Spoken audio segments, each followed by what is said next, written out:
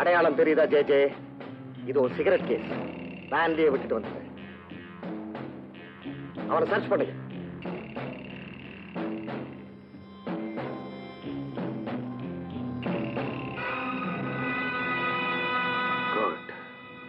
DSP sir, நான் திருநது தப்புதான். சட்டப்படி நீங்க என்ன செய்யணுமோ செய்யலாம். அதுக்கு முன்ன உயிரோட போராடிக்கிட்டு இருக்கிற என் மனைவிக்கு இந்த பணம் தேவைப்படுது. தயவு செய்து இதை மட்டும் கொடுத்துருங்க சார். சாரி ஜே, இது திருட்டு சொத்து. டிஎஸ்பி சார், என்ன கைது செய்யுங்க, ஜெயில போடுங்க, என்ன தண்டனை வேணுமானாலும் வாங்கி கொடுங்க. ஆனா பிளீஸ் இந்த பணத்தை மட்டும்.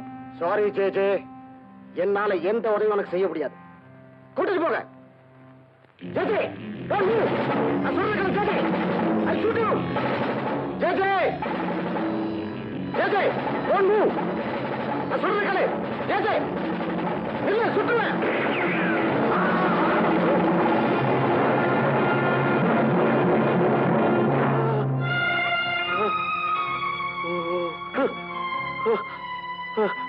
அன்னைக்கு என் காலில் பட்ட குண்டடியால அந்தரத்துல கயிற்று மேல அனாவசியமா நடந்து கைத்தட்டல் வாங்கின இந்த சேஜு இன்னைக்கு சாதாரண தரையில கூட நடக்க முடியாம கஷ்டப்படுறோம். என் மனைவி ஜானகி ஹாஸ்பிட்டலையே செத்து போயிட்டான்.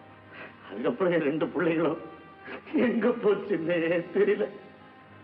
ஒருவேளை அவங்களும் செத்து போயிட்டாங்களோ உயிரோட இருக்கிறாங்களோ தெரியல.